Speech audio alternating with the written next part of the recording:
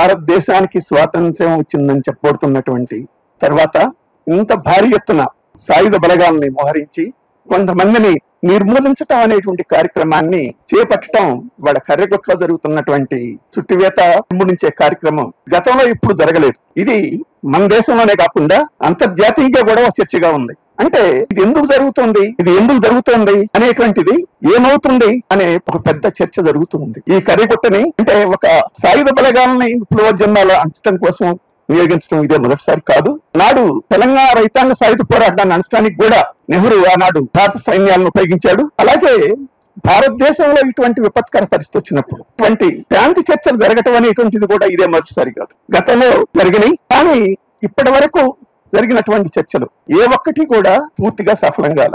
కర్రెగొట్ట చుట్టివేత నిర్మూలించే కార్యక్రమం చేపట్టక ముందే Maoist party తన వైపు నుంచి హైదరాబాద్ లో మేధావులు సదస్సు జరుపుకొని చర్చించి కేంద్రంలో ఉన్నటువంటి నరేంద్ర మోడీ ప్రభుత్వానికి, రాష్ట్ర ప్రభుత్వాలకు, ఇటు మావోయిస్టు పార్టీకి కూడా శాంతి చర్చల ద్వారా సామరస్యంగా ఈ సమస్యను పరిష్కరించాలి, శాంతియుత వాతావరణాన్ని, ప్రజాస్వామిక వాతావరణాన్ని నెలకొల్పాలి అనేటువంటి విజ్ఞప్తి చేశాయి. ఆ విజ్ఞప్తికి స్పందించినటువంటి మావోయిస్టు పార్టీ మేము శాంతి చర్చలకు సిద్ధం అని దాదాపు వెంటనే